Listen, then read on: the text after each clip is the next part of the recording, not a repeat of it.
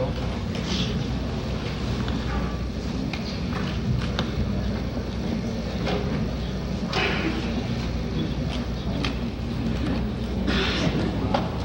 You guys just about a sec.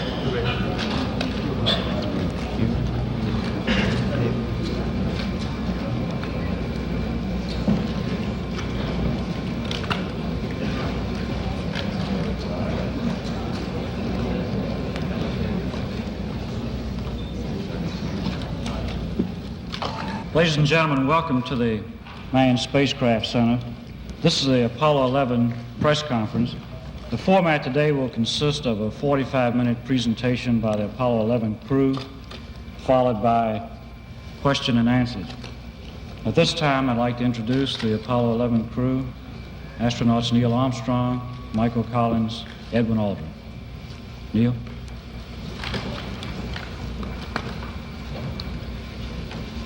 It was our pleasure to have participated in one great adventure.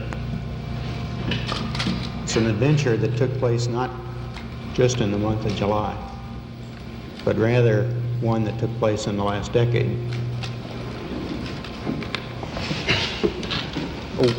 We all here and the people listening in today had the opportunity to share that adventure over its developing and unfolding in the past months and years.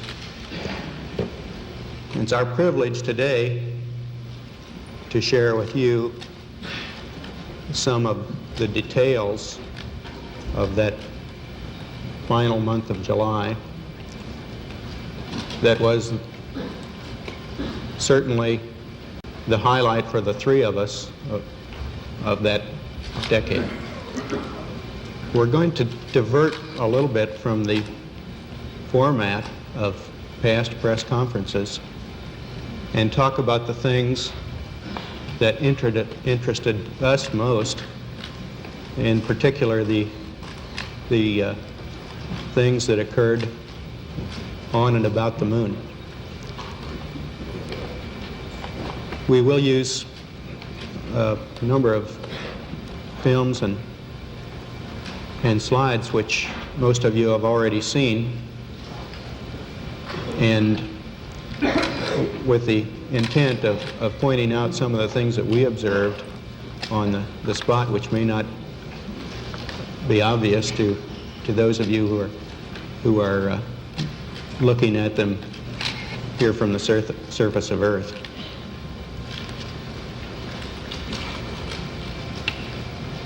The flight, as you know, started promptly. And I think that was characteristic of all the events of the flight. The Saturn gave us one magnificent ride,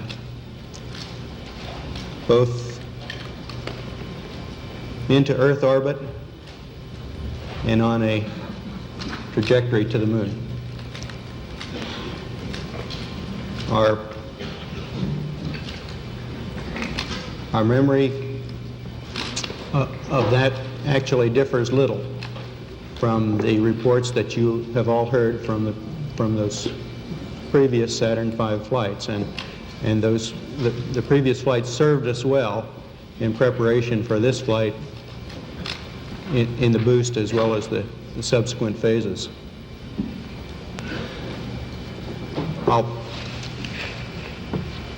We would like to skip directly to the translunar coast phase and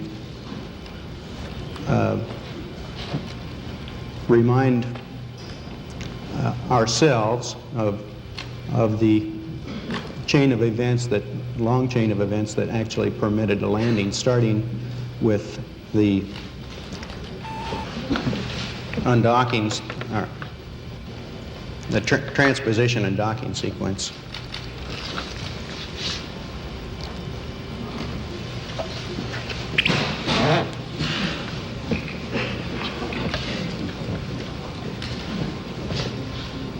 This was our first look at the magnificent machinery which had been behind us up until this point, the booster.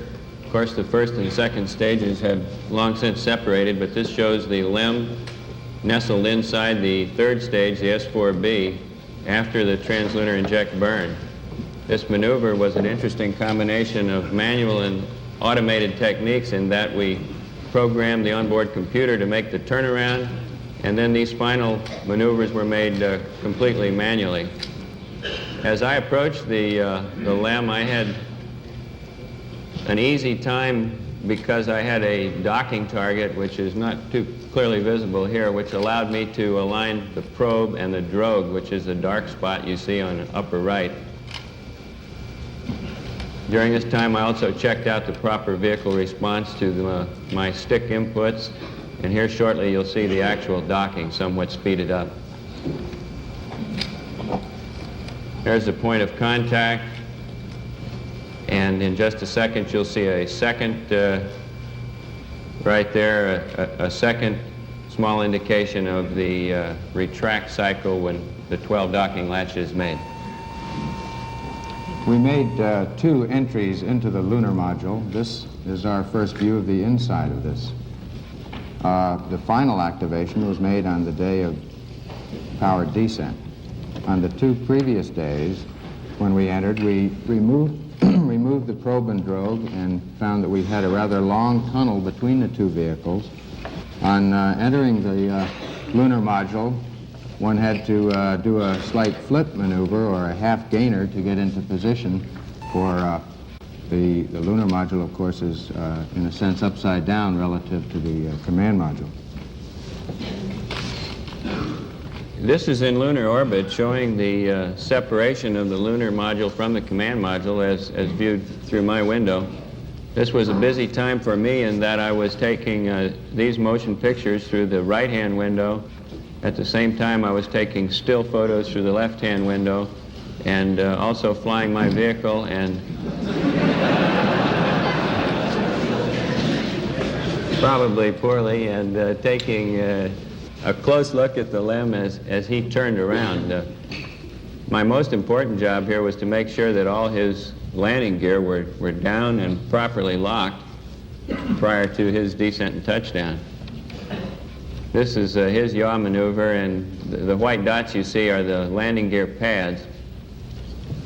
This gives you a better idea of the detail available with the 70 millimeter. Of course, this is a still, and shows the LEM either right side up or upside down. I'm not sure which. It looks more like, to me, it looked more like a praying mantis than it does a first-class flying machine in this view, but it was a beautiful piece of machinery.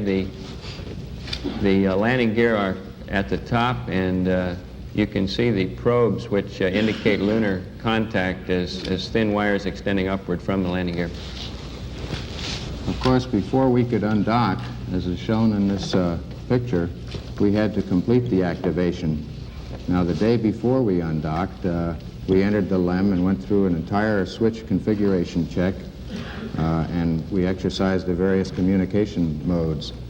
In retrospect, since we did have a little bit of communication problems on the following day during powered descent, we would recommend that we might make a more thorough check of this on the day before descent.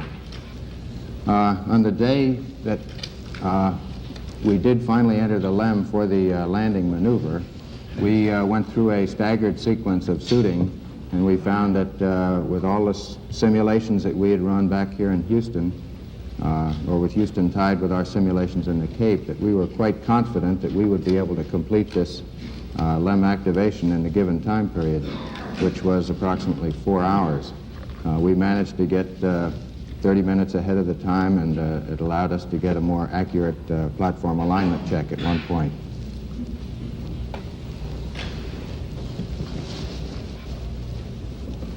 After the undocking maneuver, we went through a brief radar check, and then the command module executed a 2 foot per second maneuver away from us so that we would both be able to independently exercise our guidance system through a star alignment check, which we did following this separation maneuver. Now, this occurred in a vicinity close to the landing site, and you can see at this point the command module is traveling right over the center of our targeted point, He's approaching now what we call the cat's paw. Following this separation maneuver on the backside of the moon, we made a descent orbit insertion, which is slightly over 70 foot per second maneuver that lowers our altitude down to 50,000 feet. We had two guidance systems working for us, and they behaved perfectly. Both of them agreed extremely closely as to the results of this maneuver. Following this, we used the radar to confirm the actual departure rate from the command module. This is a view of the descent trajectory area as viewed through the LEM window during our activation. In the bottom right of the photograph is the crater Maskelyne, and in the bottom center is the mountain called Boot Hill. Immediately above Boot Hill is a small sharp-rimmed crater called Maskelyne W, which was the crater that we used to determine our downrange and cross-range position error prior to completing the final phases of the descent. The landing area itself is in the smooth area at the top of the picture, just before we arrive at the shadow, or what's called the terminator. We had seen a number of pictures from Apollos 8 and 10, which gave us an excellent understanding of the ground track over which we would pass during the descent. We're now looking out the right-hand window of the crater, and there's Maskelyne W. It occurred approximately 2 to 3 seconds late, and gave us the clue that we would probably land somewhat long. After completing those position checks, we rolled over face up so that the landing radar could lock on the ground and confirm our actual altitude. Now, this picture doesn't show it, but at this phase in the trajectory, we were looking out directly at the planet Earth. In the final phases of descent, after a number of program alarms, we looked at the landing area and found a very large crater just in the very left top corner of the picture.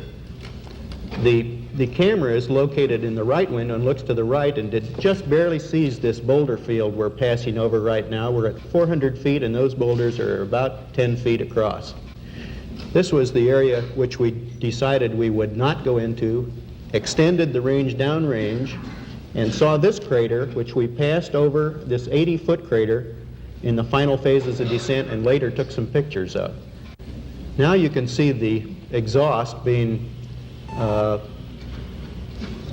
the exhaust dust being kicked up by the engine, and this was some concern in that it degraded our ability to determine not only our altitude and altitude rate in the final phases, but also, and probably more importantly, our translational velocities over the ground. It's quite important not to stub your toe during the final phases of touchdown. And once settled on the surface, the dust cleared immediately, and we had an excellent view of the area surrounding the LEM. This is the view out the left window. It shows a cratered surface, pockmarked with craters up to 15, 20, 30 feet, and many smaller craters down to a diameter of 1 foot. And of course, the surface was very fine-grained. We could tell that from our view out the window, but there were a surprisingly large number of rocks of all sizes. This is the view out the right window. Up close to the horizon, you see a boulder field that was probably deposited by some of the impacts in the craters that were behind us. You see, most of the craters have rounded edges. However, there is a variation in the age of these, as we can tell by the sharpness of the edge of the crater. The general color of the terrain looking down sun was a very light tannish color. This blended as we looked more cross sun to a more sharper, well-defined features and more of a gray color. During the initial time period after touchdown, we went through various sequences to prepare us for immediate abort or liftoff if we found that that was necessary. We found we had to vent the fuel and oxidizer manifolds a good bit earlier than we had thought. We went through these various checks and prepared for one liftoff that would occur about 21 minutes after the beginning of powered descent. The ground gave us a stay during this period, and we did not have to make use of that. We then proceeded at that point into our simulated countdown, which consisted of checking our guidance systems. We made use of a gravity align feature where the inertial platform of the primary guidance would use the gravity vector to determine the local vertical. We would then compare this with the alignments that we had previously. We also made use of the stars through the telescope and aligning a crosshair by rotating the field of view until the crosshair superimposed on the star. This would give us the angular measurement of the star within the field of view of the telescope. We then determine the distance out by aligning another reticle spiral on this. We went through an averaging technique on board and then fed this information into the computer, and this came up with our various alignment checks. This was all in preparation for a possible liftoff that would occur about 2 hours after touchdown as Mike and Columbia came over for the first revolution. The ground network gave us a stay, and we continued briefly through the remainder of this checklist in our simulated countdown. And at this point, we terminated and powered down many systems on board the spacecraft and went into an eat period.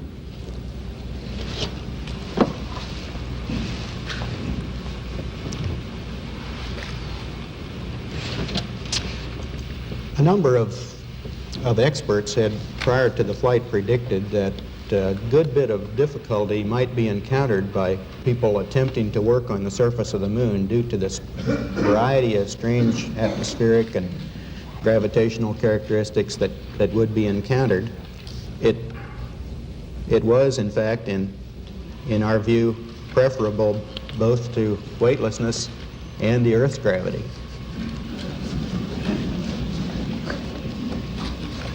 This led us to believe, this in conjunction with the fact that all the systems in the LIM were operating magnificently and we had very few problems, to go ahead with the surface work immediately.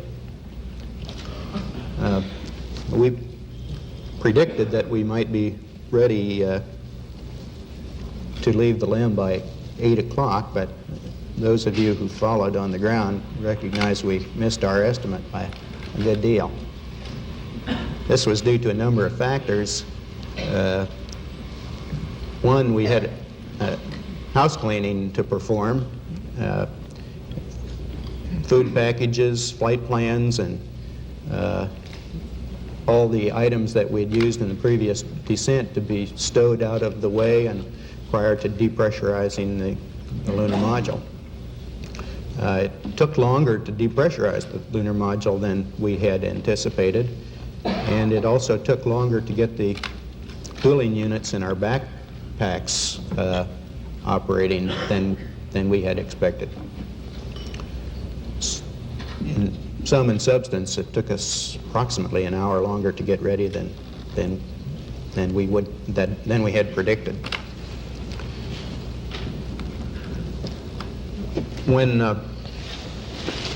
When we actually descended the ladder, it was found to be very much like the lunar gravity simulations we had performed here on Earth. no difficulty was encountered in descending the ladder. The last step was about 3.5 feet from the surface, and we're somewhat concerned that we might have difficulty in re-entering the limb at the end of our activity period, so we practiced that before doing the exercise of bringing the camera down, which took the subsequent surface pictures. Here you see the camera being lowered on what might be called a Brooklyn clothesline. I was operating quite carefully here because immediately to my right and off the picture was a 6-foot deep crater, and I was somewhat concerned about losing my balance on the steep slopes. The other item of interest in the very early stages of EVA, should it have been cut short for some unknown reason, was the job of bringing back a sample of the lunar rocks, and these photographs show the collection of that initial sample into a small bag, and then that bag being deposited in my pocket. This was the first of a number of times when we found two men were a great help. I quickly put up the TV camera.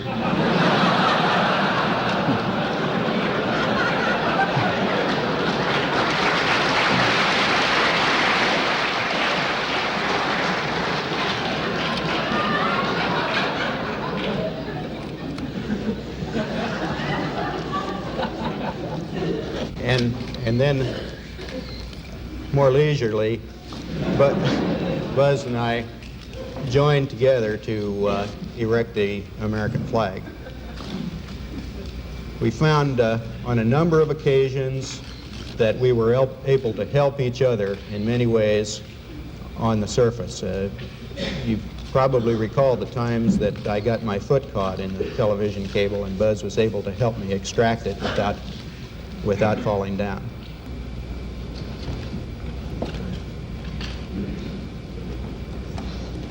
We had some difficulty at first getting the pole of the flag to remain into the surface. In penetrating the surface, we found that most objects would go down about 5, maybe 6 inches, and then it would meet with a gradual resistance. At the same time, there was not much of a supporting force on either side, so we had to lean the flag back slightly in order for it to maintain this position. So many people have done so much to give us this opportunity to place this American flag on the surface. To me, it was one of the prouder moments of my life to be able to stand there and quickly salute the flag. The rest of the activity seemed to go very rushed. There were a lot of things to do, and we had a hard time getting them finished.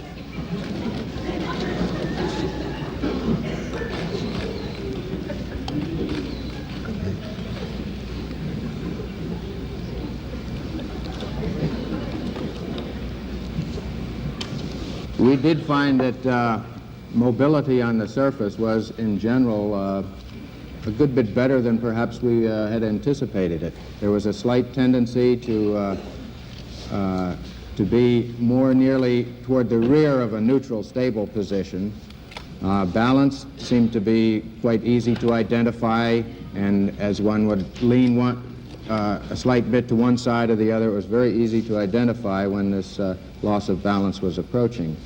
In maneuvering around, as you saw, this was one of my tasks fairly early in the EVA. I found that a standard loping technique of one foot in front of the other worked out quite well, as we would have expected. One could also jump in more of a kangaroo fashion, 2 feet at a time. This seemed to work, but without quite the same degree of control of your stability as you moved along. We found we had to anticipate 3 to 4 steps ahead in comparison with the 1 or 2 steps that are ahead when you're walking on the earth. had very little trouble, much less trouble than expected on the surface. It was a pleasant operation. Temperatures weren't high, they were very comfortable. A little EMU, the combination of spacesuit and backpack that provided, sustained our life on the surface, operated magnificently. We had no cause for concern at any time with the operation of that equipment.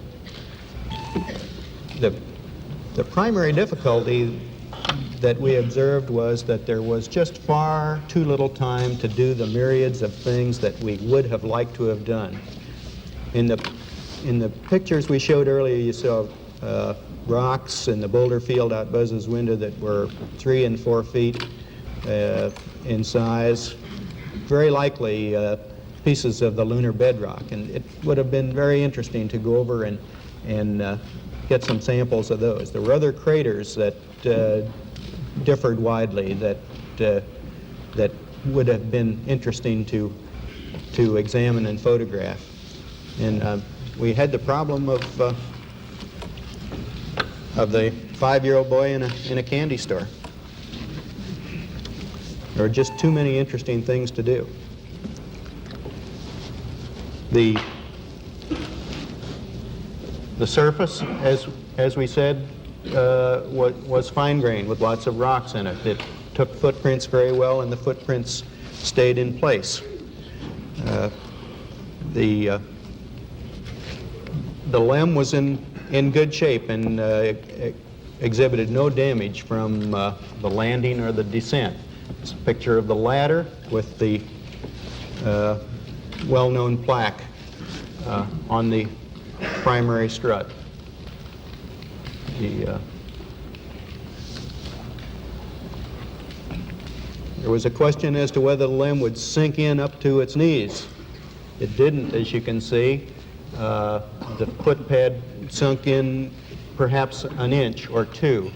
And the probe in this picture was folded over and sticks up through the sand in the bottom right-hand corner, showing that we were indeed traveling slightly sideways at touchdown.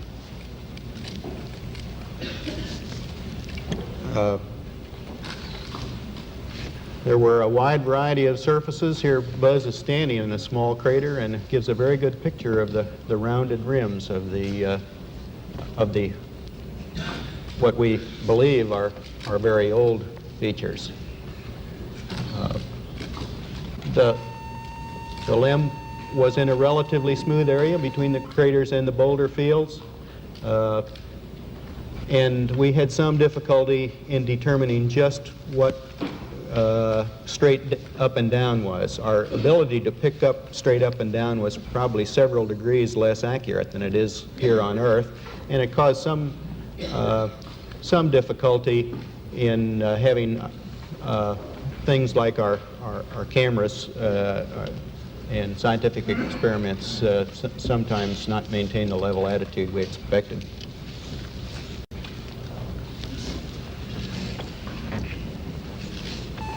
The 2 experiments that you saw in a previous picture were deployed in a scientific equipment bay.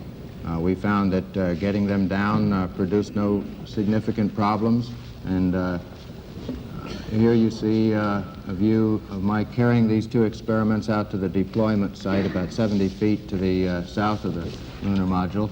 You have a very good view of the varying depths of this upper surface layer. You see that along the crater rim, the small crater rim off to my left, along this the upper surface appears to be about 2 to 3 inches, and the subsurface has a slope that is rather ill-defined, and one has to be very careful in threading your way around these very small craters. Any long excursions, I feel, would take a good bit of attention as you're moving along to avoid walking along or down the slope of some of these smaller craters. This is the passive seismic experiment that was deployed and has been giving us good returns on the interactions of the of the moon. We had a little difficulty deploying one of the panels. I had to move around to the far side and release a restraining lever, and then the second panel came out. We had a little bit of difficulty determining, as Neil said, the exact local horizontal.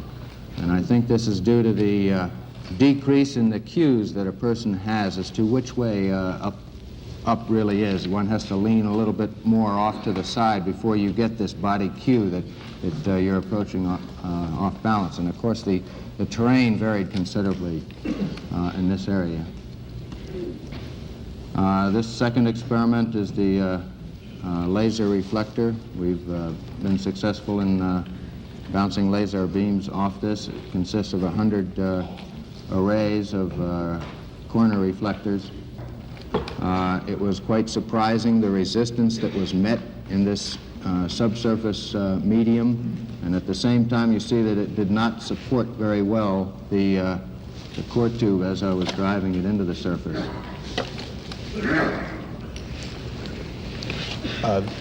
This is a close, a double picture. It's actually a stereo picture of fine particulate material in the moon. This is taken from a glass, and the analysis of the cause for that characteristic is of extreme interest to the scientific community. Second picture taken with that scientific camera shows the nature of the clods of lunar surface material. And this picture shows the 80-foot crater, which that you observed earlier in the motion picture footage during the final phases of descent. We had very much hoped that this crater would be deep enough to show the lunar bedrock. It was about 15 or 20 feet deep, and although there are rocks in the bottom, there are no evidences on the inner walls of actually getting a picture or a view of the lunar bedrock. We deposited several items on the lunar surface. I'm sure you're aware of these. One was a disk with 73 messages from nations of the world. There was a patch from Apollo 1 and various medals from the cosmonauts. We also elected as a crew to deposit a symbol which was representative of our patch, that is the U.S. Eagle carrying the olive branch to the lunar surface, and we thought it was appropriate to deposit this replica of the olive branch before we left. This, after re-entering the LEM, we could see the effects of it in the area where the majority of the walking took place. However, in the left side of the picture where it is not as dark, there was also a good bit of walking, and so that indicates that the walking probably just increases your ability to notice the effects of the strange lighting that Buzz talked about earlier, where the cross-sun lighting is a good bit darker than the down sun.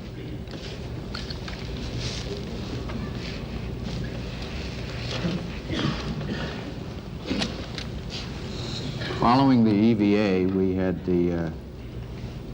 had a sleep period, which, in a word, didn't go quite as well as we thought it might. We found it was quite difficult to keep warm when we pulled. Rather difficult for us to sleep. You see, mounted in the right-hand window, the 16-millimeter camera as it was mounted for taking the pictures on the surface. Following the sleep period, as we're approaching the liftoff point, we progressed with a gradual power-up of the lunar module, which included another star alignment up in front of the instrument panel that was used to record the various messages that were sent up to us, the whole host of numbers for the particular maneuvers that were coming up that we would copy down. We'd log these on that sort of a data sheet.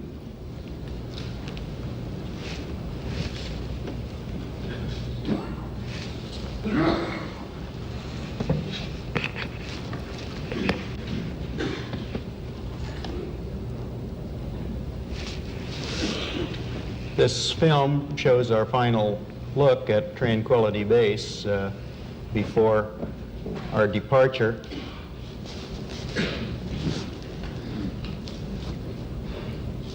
And the ascent was a great pleasure. It was very smooth. We were very, very pleased to have that engine light up.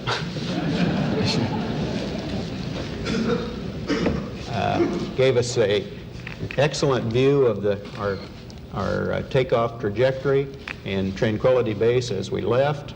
And at all times through the ascent, we could pick up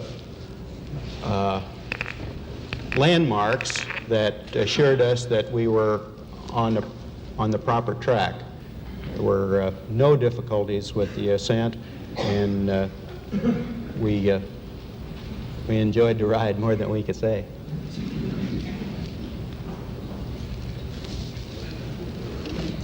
Both guidance systems agreed very closely when we were finally inserted into orbit. I believe there was something on the order of a half a mile or 7/10 of a mile difference in the apogee in the resulting orbit. Following an alignment check after insertion into orbit, we proceeded with gathering radar data of relative positions between the two vehicles. The solution for the first sequence of rendezvous maneuvers was extremely close and agreed very closely with the value that the ground had given us. The surprising feature of this rendezvous, many of us were expecting a fairly large out-of-planeness due to perhaps some misalignment in azimuth on the surface. We were expecting somewhere up to maybe 20 or 30 feet per second out-of-plane velocity. We found that we didn't even have to make use of a particular out-of-plane maneuver that had been inserted between two other sequential maneuvers. In comparison with many simulator runs, we found that this was about as perfect a rendezvous as we could have asked for. You've noted some oscillations in this film during ascent, and that's a real characteristic. The vehicle, due to the changing center of gravity as fuel is used, does a good bit of 5-degree oscillations throughout the ascent. This is Eagle is seen by Columbia, or perhaps half an Eagle would be better, since the landing gear and lower part, the descent stage, of course, remained on the surface. This was a very happy part of the flight for me. I, for the first time, really felt that we were going to carry the thing off at this stage of the game, and it looked like,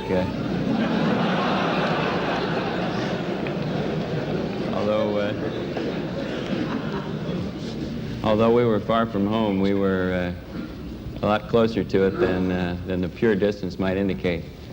Neil's making the initial maneuvers here to get turned around, and then again I do the final docking.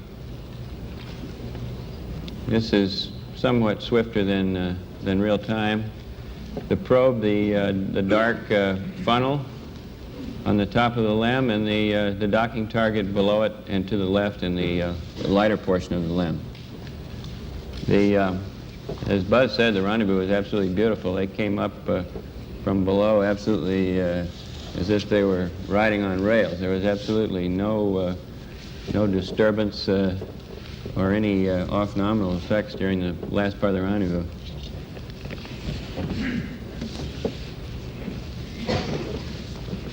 Upper right, you can see the RCS quads, and down below the various antenna and other protuberances. This gives you some idea of the rough terrain available on the moon. Of course, the Maria on the front side are smoother than this, but in general, the back side of the moon is quite rough. And I have, in general, just a series of slides, which, in the interest of time, I'm not going to dwell on. But I just like to point out that we did take a number of pictures. I believe from Columbia, we took probably 1,000 stills. And some of them show very interesting surface features. various types of unusual craters, and some of them pose many riddles, which we hope the geologists will in time be able to answer for us. That line of craters, for example, is difficult to explain, or at least without an argument it is. A newer crater with the white material having come from it. And this is a picture of the solar corona. Neil, would you like to close with that? During our flight to the moon, we flew through the moon's shadow. In fact, the moon was eclipsing the sun, and we took the opportunity to try to take some photographs of it, but our film was just not sufficiently fast to capture the event. However, this does show the brightest part of the solar corona. It extends several moon diameters in addition on each side. They're roughly parallel to that light. But the striking thing to us as observers was not the solar corona, but the moon itself. Of course, it was dark, unilluminated by the sun, but it was illuminated by the Earth. And at this relatively close range, it had a decided three-dimensional effect and was undoubtedly one of the most impressive sights of the flight. As we left the moon after a successful TEI, this is the view that we observed. I think that, at least from where I sit here on the stage, the colors that you see there are quite close to being actually representative of the moon as seen from that distance. We were sorry to see the moon go, but we were certainly glad to see the Earth return. We took a large number of photographs of the Earth on the way out and back, and had our wristwatches set on Houston time. An interesting use can be made of that. If you were looking at this picture and you looked at your watch and your watch said 7 o'clock in the evening, then you'd know that Houston is about 7 o'clock from the evening, and it's about an hour away from sunset. So it would be about 1/24th of an Earth's circumference away from the shadow, which is just about 15 degrees there. So at any time, by looking at a wristwatch and looking down at the Earth, we knew what was underneath the clouds, and it aided us in some ways in picking out what we should be seeing. We could see a large number of details on the Earth's surface, certainly all the continents and islands and details, many of which you followed perhaps in our discussions over the radio communications. But it was interesting to us to find out how well we could observe weather patterns on not only the worldwide scale, which you see here, but in specific localities. This particular shot does show the coast of North America, the equatorial cloud layers, what we think is probably an intertropical convergence zone, and cirrus clouds over the Antarctic.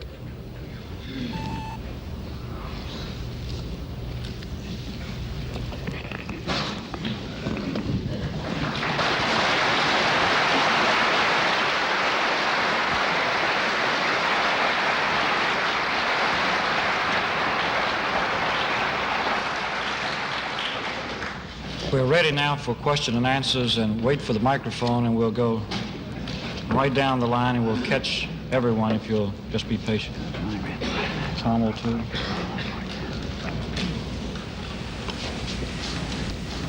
How much time did you have left in your life support backpacks at the time you got back on board LEM?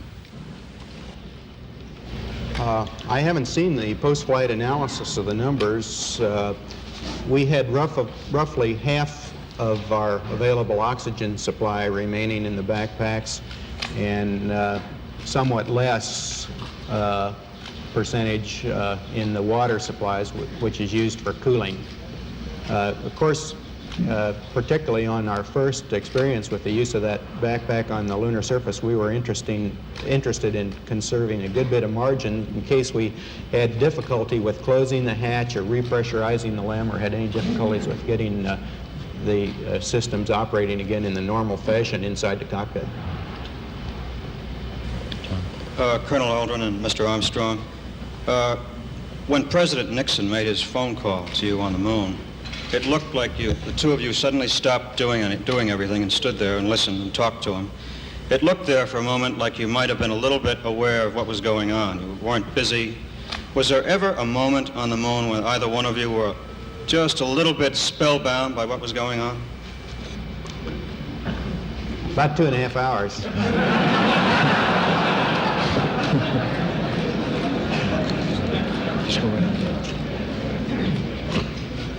I'd like to ask Neil Armstrong when he began to think of what he would say when he put his foot down on the lunar surface, and how long he pondered the statement about a small step for man, gigantic leap for mankind. Yes, I did think about it. It was not extemporaneous, neither was it planned. It evolved during the conduct of the flight, and I decided what the words would be while we were on the lunar surface just prior to leaving the landing. I'd like to ask Neil Armstrong and Buzz Aldrin, and I'm not quite sure how to ask this question, but when you first stepped on the moon, did it strike you as you were stepping on a piece of the Earth, or sort of what your inner feelings were, whether you felt you were standing in a desert, or this was really another world, or how you felt at that point? Well, there was no question in our minds where we were. We'd been orbiting around the moon for quite a while. At the same time, we have experienced 1.6G before. We've been exposed to some degree to the lighting that we saw. However, this was, in my case, an extremely foreign situation with the stark nature of the light and dark conditions. And of course, we first set foot on the moon in the dark, shadowy area. It's a stark and strangely different place, but it looked friendly to me, and it proved to be friendly. Some people have criticized the space program as a misplaced item on a list of national priorities.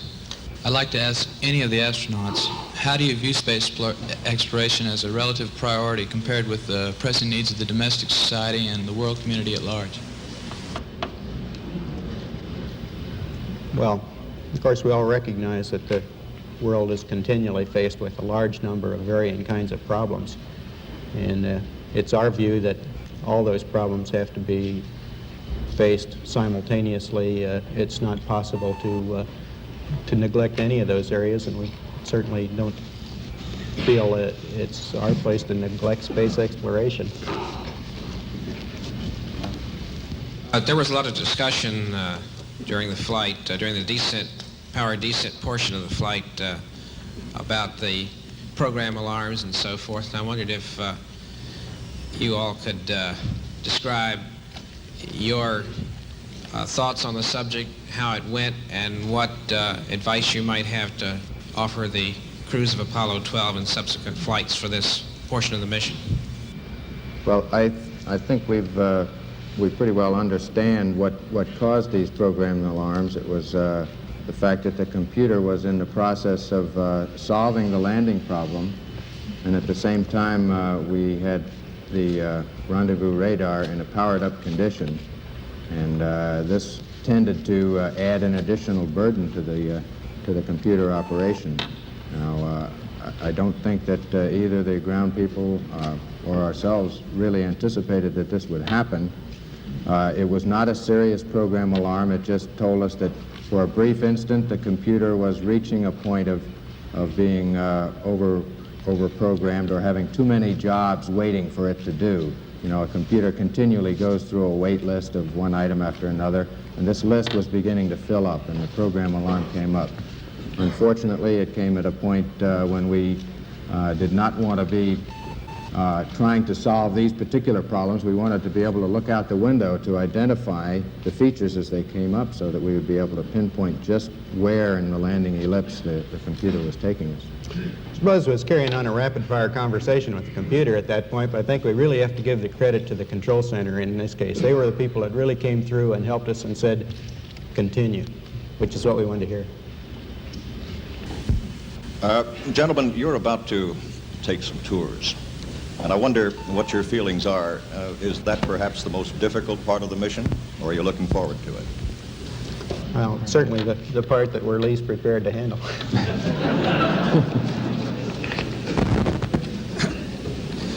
What do you consider the most important piece of advice and recommendation that you will give the Apollo 12 crew before they take off for the moon in November, gentlemen?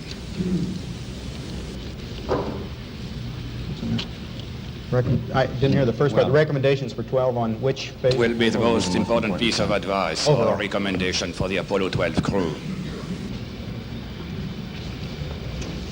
I think we can say that overall we wouldn't change the plan that we used or the plan that they intend to use. Now, there are a large number of individual details which we think could stand improvement, and we have had the opportunity in the past couple of weeks to go over those details and with the crew members and various people from around the program. In general, I'd say that we wouldn't recommend any major changes to the plan. Will you recommend any changes in procedures for the moonwalking and exploration procedure? And did you find that your suits were mobile enough in view of the changes, or would you recommend further mobility features for them for operation on the moon? Well, one gets used to the type mobility that your suit affords you. And of course, we would like to always have more and more dexterity with arms moving and fingers moving. These things are under study. Of course, the Apollo 12 mission will have two different periods of EVA, one early in the mission and then sleep period, and then another EVA following that. We've, in general, looked at their plans and we've talked to them about the duration. We've talked to them about a brief period at the beginning of their EVA for their familiarization with the EVA, the 16G environment. I don't think we have any particular recommendations for how they should change their mission. It is a continuing evolvement of EVA capability and scientific exploration that they're undertaking on that flight. I'd like to ask Colonel Aldrin if you'd elaborate a little bit on your comment earlier about having to anticipate where you were going to walk 3 or 4 steps in advance as compared to just 1 or 2 on Earth. Did you mean that in respect to avoiding craters or deep pits or what? Well, I mean it with respect to the inertia that the body has in moving at this rate of 5 to 6 miles an hour that we found to be fairly convenient. Due to the reduced force of gravity, your foot does not come down so often, so you have to anticipate ahead and control your body movement. And since your foot is not on the surface for a long period of time, in each step you're not able to bring to bear large changes in your force application, which would enable you to slow down. So in general, we found we had to anticipate 3 or 4 steps ahead instead of maybe the 1 or 2 that you do on the surface of the Earth. You're now national heroes, and you've had a couple of weeks in isolation in the LRL to think about that. What are your initial feelings about being heroes? How do you believe it will change your lives? And do you think that maybe you'll get another chance to go to the moon, or are you going to be too busy being heroes?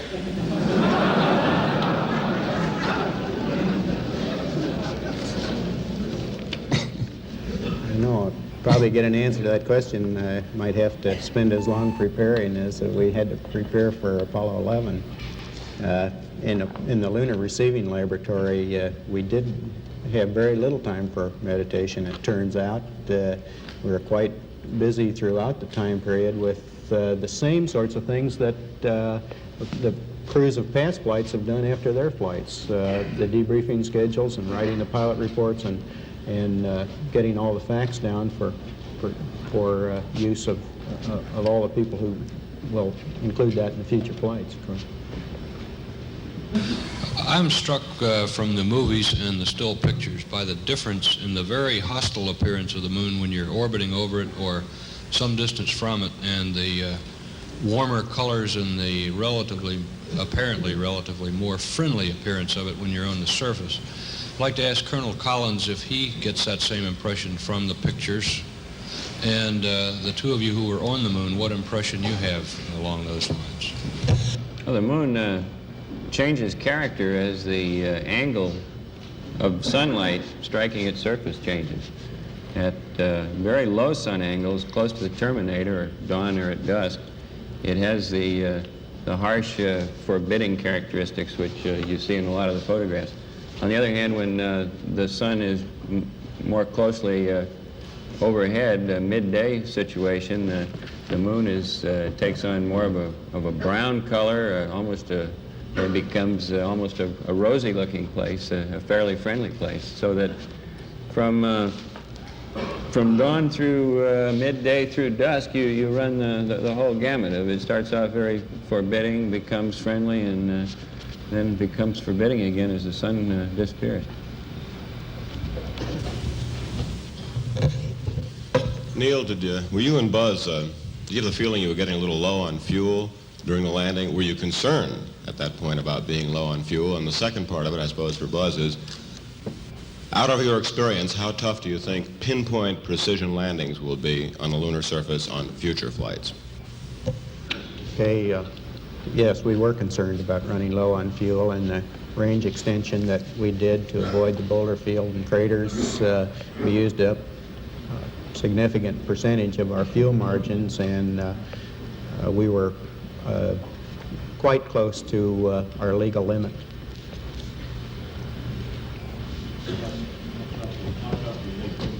Will be based on your experience?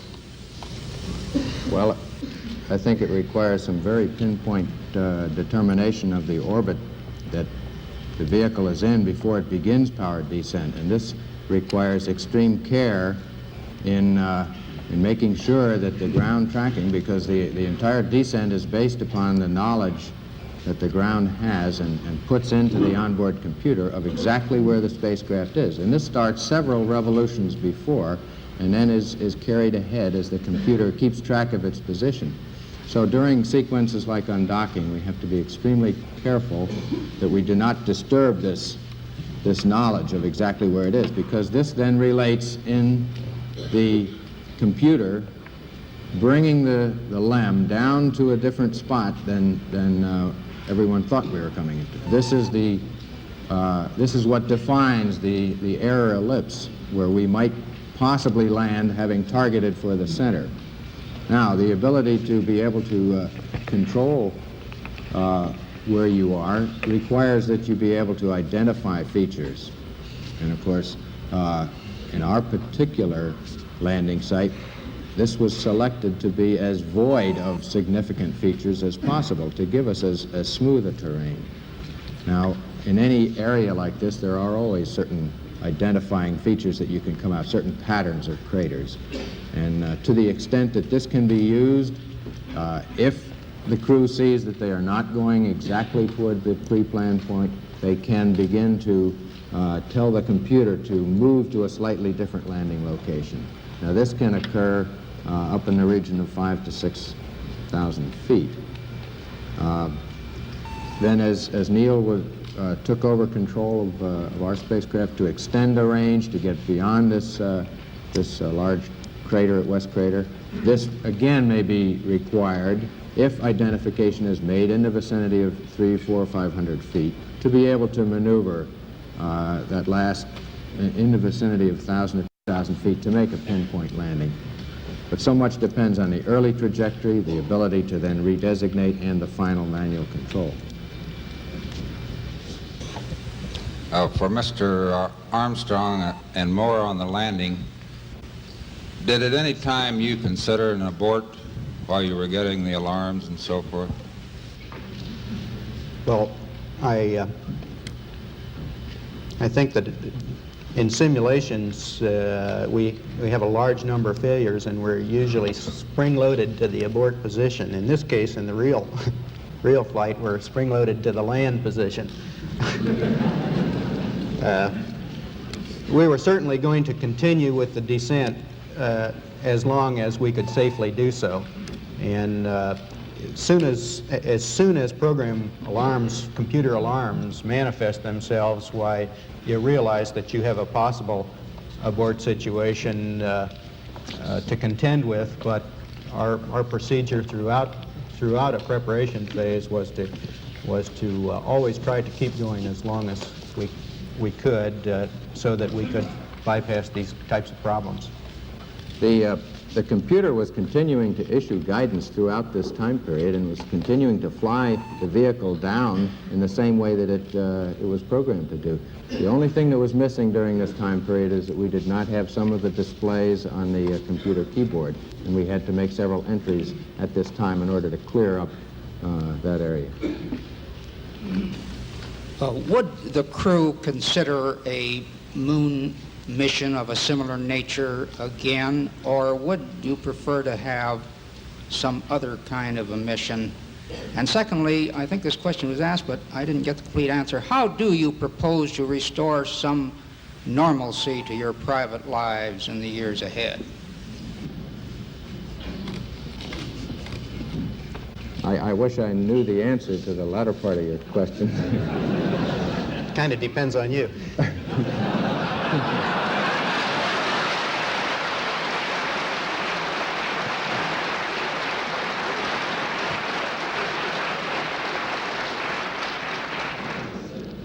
But I think the landings of the type that are presently considered for the next number of flights are appropriate to the conclusions that we reached as a result of both our descent work and work on the surface.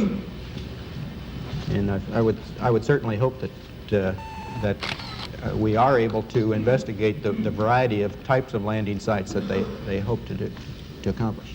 I have two brief questions I'd like to ask, if I may. When you were carrying out that incredible moonwalk, did you find that the surface was equally firm anywhere, or were there harder and softer spots that you could detect?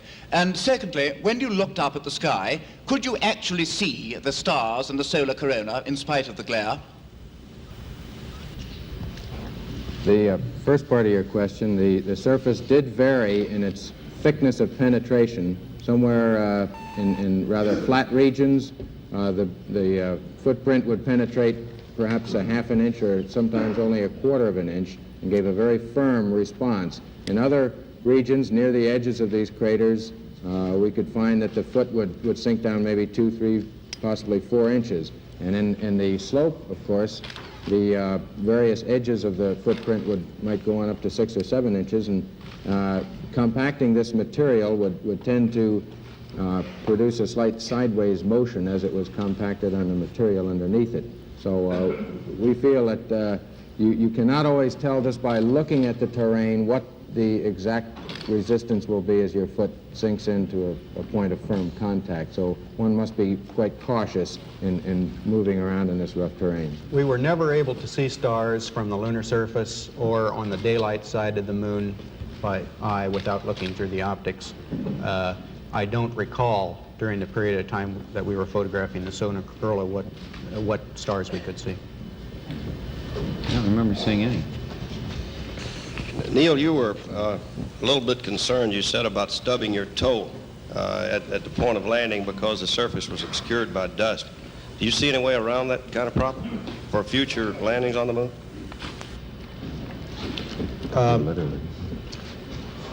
I think the simulations that we have at the present time to enable a pilot to understanding the problems of a lunar landing, that is the simulator and the various lunar landing training facilities and trainers that we have will do that job sufficiently well.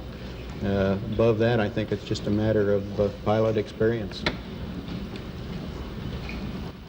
This is for Neil Armstrong. You said early in your presentation that masculine W occurred about 3 seconds late, giving you the clue that you might land somewhat long. Now, this was before you got to Highgate, so that it had nothing to do with maneuvering to find a suitable place to land. I'm wondering what would have caused this 3 seconds late. Did it have something to do with the time that you began powered descent, or what? Well, the time that we started powered descent was the planned time, but the question is, where are you over the surface of the moon at the time of ignition? And where that point is largely determined by a long chain of prior events. Tracking that's taken place several revolutions earlier, the slight maneuvers that have been done in checking out the reaction control systems, the undocking and the ability to station keep accurately without ever flying very far away from where the computer thinks you ought to be at that time. And of course, the little bit of dispersions in the maneuvers, such as the DOI burn on the backside of the moon, that were not quite properly measured by the guidance system. Now, each of those things will accumulate into, in effect, an error, a position error at ignition, and there is no way of compensating until you get to final phase for that error.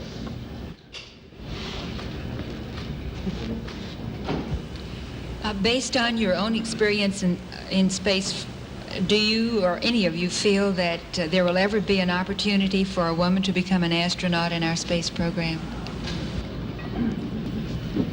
Yes, I hope so.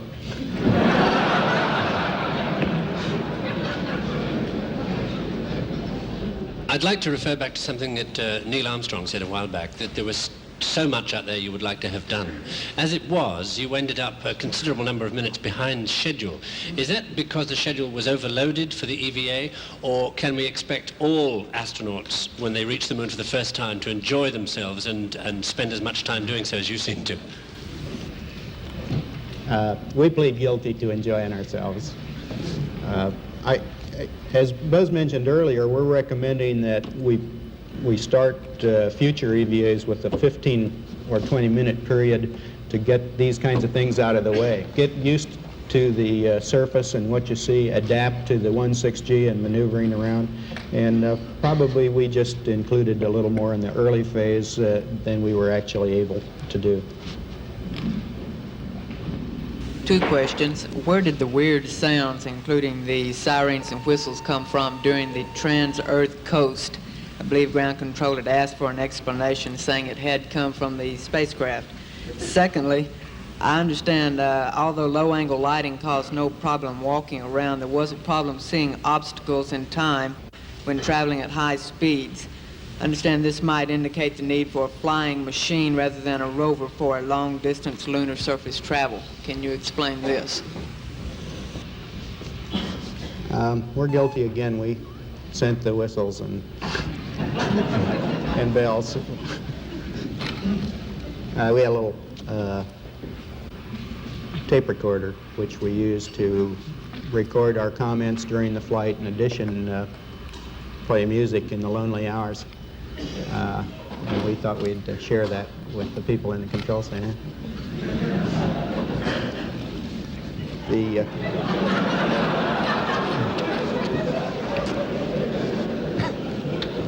The sun angle is less a problem for the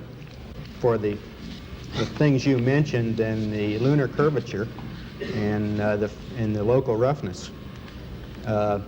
It seemed to me as though it was like swimming in an ocean with 6-foot or 8-foot swells and waves. In that condition, you never can see very far away from where you are. And this was even exaggerated by the fact that the lunar curvature is so much more pronounced. This is for Mr. Armstrong. Had you planned to take over semi-manual control Or was it only your descent toward the west crater that caused you to do that? Notice the series of control system configurations that were used during the terminal phase were in fact very close to what we would expect to use in the normal case, irrespective of the landing area that you found yourself in.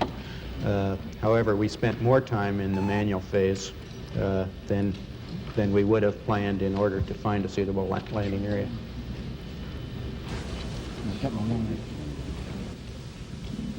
Many of us and many other people in many places have speculated on the meaning of this first landing on another body in space. Would each of you give us your estimate of what is the meaning of this to all of us?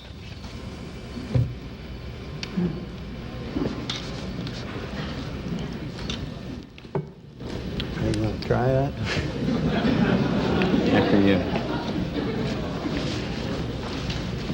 Well, I believe that what this country set out to do was something that was going to be done sooner or later, whether we set a specific goal or not. I believe that from the early space flights, we demonstrated a potential to carry out this type of a mission. And again, it was a question of time until this would be accomplished. I think the relative ease with which we were able to carry out our mission, which of course came after a very efficient and a logical sequence of flights, I think that this demonstrated that we were certainly on the right track when we took this commitment to go to the moon.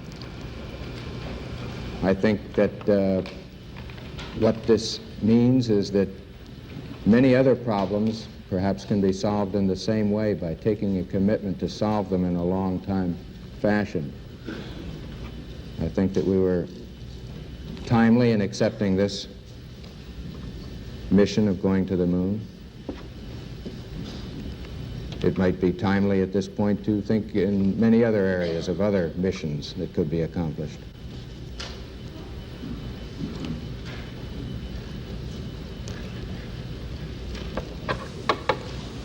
Well,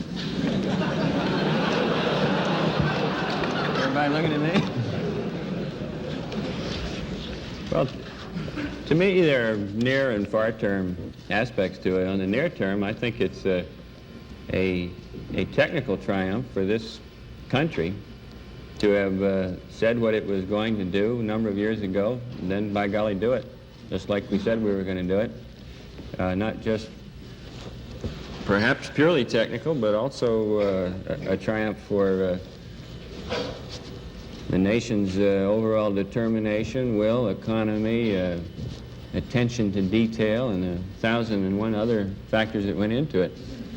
That's short term. I think long term, we find for the first time that man has the flexibility or the option of either walking this planet or some other planet, be it the moon or Mars or I don't know where. And I'm poorly equipped to evaluate where that may lead us to.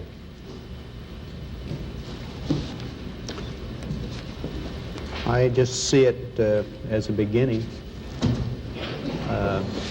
not just this flight, but in this program, which has really been a very short piece of human history. An instant in history, the entire program. It's a beginning of a new age. Neil, how much descent fuel did you have left when you actually shut down?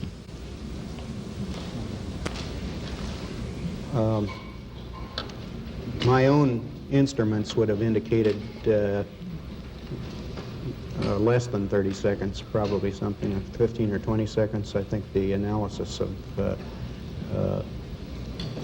made here on the ground indicates something more than that, probably greater than 30 seconds, 40 or 45.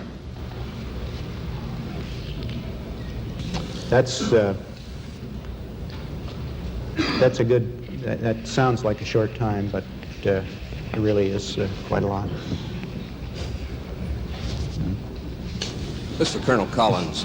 You used a rather colorful expression when there seemed to be some problem with docking. Could you tell us precisely what was going on at that time? Where you docked, and then... Well, you're referring to the lunar orbit docking when, after the two vehicles made contact, a yaw oscillation developed. This oscillation covered perhaps 15 degrees in yaw over a period of 1 or 2 seconds, and was not normal. It was not nothing that any of us had expected. It was not a serious problem. It was all over in an additional 6 or 8 seconds. The sequence of events is that the two vehicles are held together initially by 3 capture latches, and then a gas bottle, when fired, initiates a retract cycle, which allows the two to be more rigidly connected by 12 strong latches around the periphery of the tunnel. This takes 6 or 8 seconds for this cycle between initial contact and the retract. And it was during this period of time that I did have a yaw oscillation, or we did. Neil and I both took manual corrective action to bring the two vehicles back in line, and while this was going on, the retract cycle was successfully taking place, and the latches fired and the problem was over. 2 questions. Colonel Aldrin, the pictures taken on the surface, your full portrait, shows distinct smudges of lunar soil on your knees. Did you fall down on the surface or kneel? And then for Mr. Armstrong, during the last few minutes there, before the landing, when the program alarms were coming on, and et cetera, would you have gone ahead and landed had you not had ground support? To my recollection, my knees did not touch the surface at any particular time. We did not feel that we should not do this. We felt that this would be quite a natural thing to do, to recover objects from the surface, but at the same time, we felt that we did not want to do this unless it was absolutely necessary. We found quite early in the EVA that the lunar surface material did tend to adhere considerably to any part of the clothing. It would get on the gloves and would stay there. When you would knock either your foot or your hand against something, you would tend to shed the outer surface of this material, but there remained considerable smudges. I don't know how that got on the knees. Neither of us fell down. We would have continued the landings so long as the trajectory seemed safe.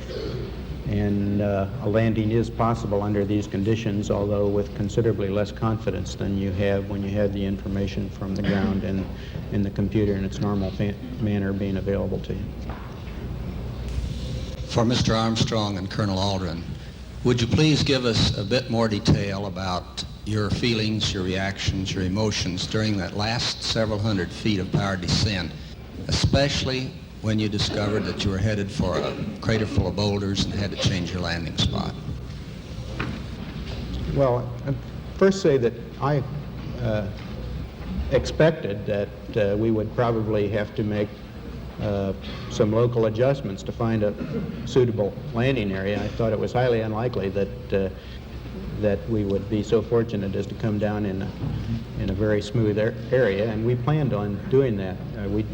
As it turned out, of course, we did considerably more maneuvering close to the surface than we had planned to do. And the terminal phase was absolutely chock full of my eyes looking out the window and Buzz looking at the computer and information inside the cockpit and feeding that to me. That was a full-time job. My role during the latter 300, 200 feet is one of relaying as much information that I can that's available inside the cockpit in the form of altitude rate, and forward or lateral velocity. And it was my role of relaying this information to Neil so that he could devote most of his attention to looking out. What I was able to see in terms of the velocities and the altitudes appeared quite similar to the way we had carried out the last 100 or 200 feet in many of our simulations. We are going to end here. We would appreciate it very much if you would remain seated so the crew could leave. They want to be at the luncheon at 1 o'clock, just slightly ahead of you. Thank you very much.